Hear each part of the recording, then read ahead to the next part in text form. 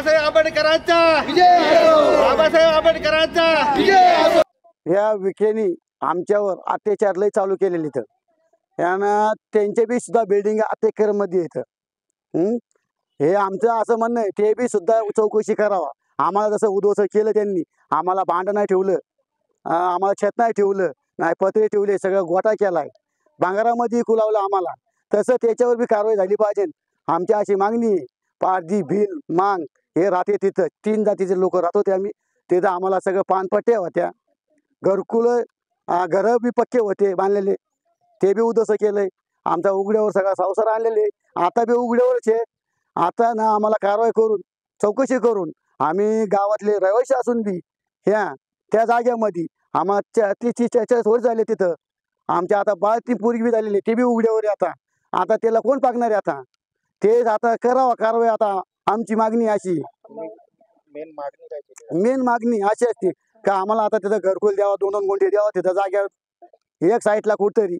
आमची एवढी विनंती आहे बुवा. आम्हाला आता तिथं बेघर केलेले लोकांना जागा नाही गे, काय नाही, ते चौकशी करून आम्हाला देणे तिथं, आम्हाला एवढं पाहिजे. गट नंबर 595/1 मध्ये महाराष्ट्र शासनाची जागा आहे. नगर मनमाड रोड, विखे पाटील हॉस्पिटल शेजारी, त्या गेटच्या शेजारी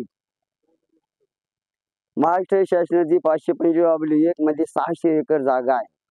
त्यापैकी अनुसूचित जाती जमाती भटक्या विमुक्त म्हणजेच महांग, माळ, चंबार, कुंभार, पारधी, भिल्ल असे सर्व जाती धर्माचे लोक गेले 25 ते 40 वर्षापासून त्या ठिकाणी स्थायिक आहेत.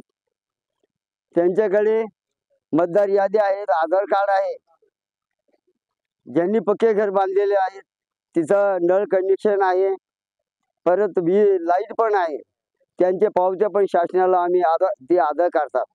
परंतु 18/2/2025 रोजी आम्ही माननीय जिल्हाधिकारी साहेब RDC राजेंद्र यांना भेटलो आणि त्यांना आलेली नोटीसची माहिती दिली. त्यांनी कबूल केलं होतं की तुमच्यावर अन्याय होणार नाही. परंतु 21/2/2022 रोजी अचानक प्रांत साहेब, माननीय उपविभागीय पोलीस अधिकारी भोसले साहेब अधिक 100 फौजफाटा घेऊन त्या ठिकाणी JCB सहित आले. त्यांनी अगोदर सर्वांना कल्पना दिली की आपले आपले भांडे वस्तू बाहेर काढा, परंतु की हे पारधी समाज यांच्याजवळ असून तरी काय असू शकतं, भिल्ल समाज यांच्याकडे काय असू शकतं, किंवा मागासवर्गीय यांच्याकडे राहण्यासाठी 4 भांडे, पाणी पिण्यासाठी एखादा बादली, हांडा, हे सुद्धा बाहेर काढले. परंतु या प्रशासनाने JCBच्या साहाय्याने मोठाले घरं पाडले गेले, झोपड्या पाडल्या गेल्या, त्या ठिकाणी जनावर ओरडत होती.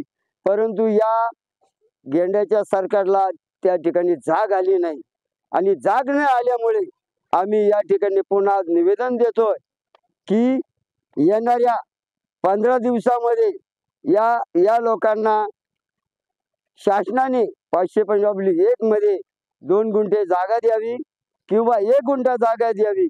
ज्याप्रमाणे मुंबई पुणे या ठिकाणी मोठे बिल्डिंग असतात, अशा प्रकारे 10x10 घरचे 10x10चे घर का होईना प्रत्येक 40 ते 25 कुटुंबाची आम्ही यादी दिलेली आहे. या लोकांना द्यावा आणि त्यांना उद्ध्वस्त करण्याची संधी द्यावी. राष्ट्रीय विषयगामी पत्रकार संघ समाजकार्य, मी नानासाहेब जगताप, महाराष्ट्र प्रदेश संपर्क प्रमुख या नात्याने मी याला जाहीर पाठिंबा देतो. मी गरीब लोकांना, अशा गरीब लोकांचे घरं पाडे, त्याला राहायला जागा नाही, अंधारी, पाण्याचे पियाचे प्रश्न नाही हो, आणि त्यांचे इतके उद्ध्वस्त घरं असे पाडलेले आहेत, त्याला कुठल्या प्रकारचा न्याय मिळाला नाही. कार्यालय, जिल्हाधिकारी कार्यालयाने सुद्धा पाहिलं नाही. त्यांनी दखल घेऊन पाहावा, याच्यावर कारवाई करावा, यांना न्याय मिळावा, कुठेतरी जागा मिळवून द्यावा किंवा घर बांधून द्यावं, काहीतरी करावा. कार्यालय, जिल्हाधिकारी कार्यालय साहेबांनी यांनी नक्की देऊन काहीतरी पाठपुरावा करावा, एवढं.